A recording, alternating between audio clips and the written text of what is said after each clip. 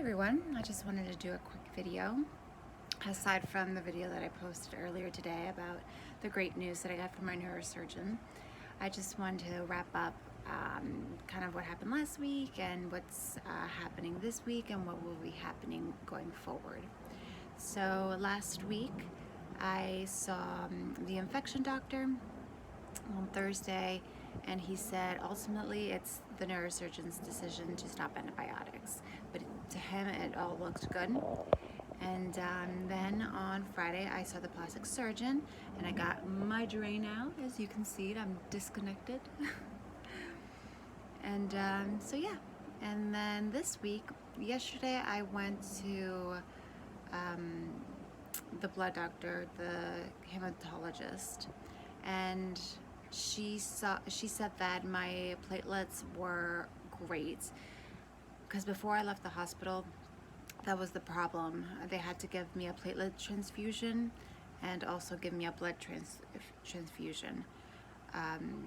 So when I left, after surgery, it dropped to 30,000, and normal is about 300 or 400,000. And by the time I left the hospital, they were 58,000. So still not great, but good enough for me to leave. So they figured out it was the antibiotic.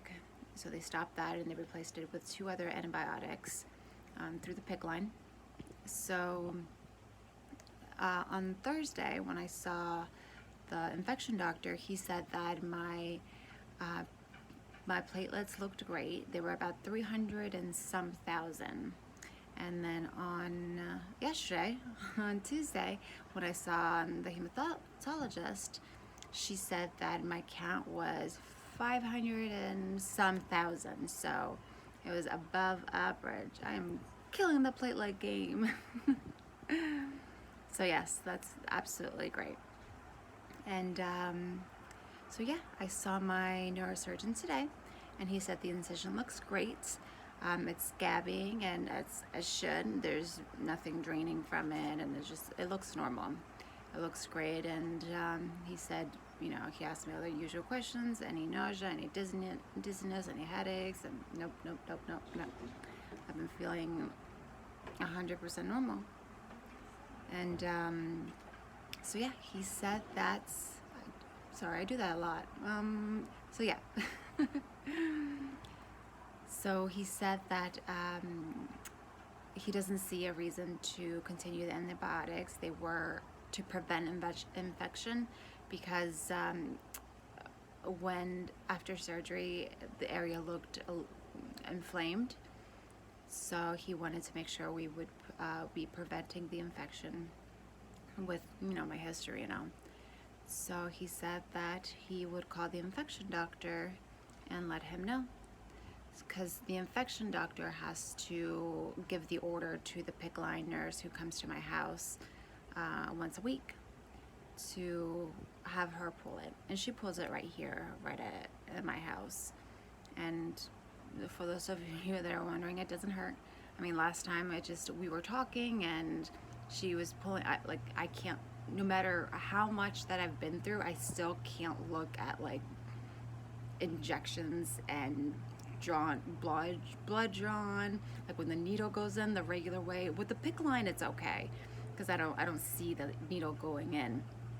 But when blood is drawn, oh no, I can't see it. So as she was pulling it, I turned my head away, because I can't see that either. And I was talking to her just like this, and she said, all right. I'm like, oh wow, you pulled it? It's done. So it didn't hurt at all. So I can't wait to have that out, because it will be fully disconnected at that time, and I'm free to return to therapy. Technically, I was able to return to therapy 2 weeks ago, but I didn't want to return with my PICC line, because it's in your main vein, and it's just sensitive. And I do exercises with both of my arms, so I was just kind of afraid. So I see me returning to therapy next week. So if the infection doctor calls today, probably get the PICC line removed on Thursday or Friday, or Monday the latest. So usually they're pretty quick about it. So yes, things are moving ahead, slowly getting back to normal, or whatever normal is. So yeah. Oh, and then in 2 weeks, I see my neurosurgeon again. He didn't take the staples or the stitches out at this time. And he said he'll see me in 2 weeks.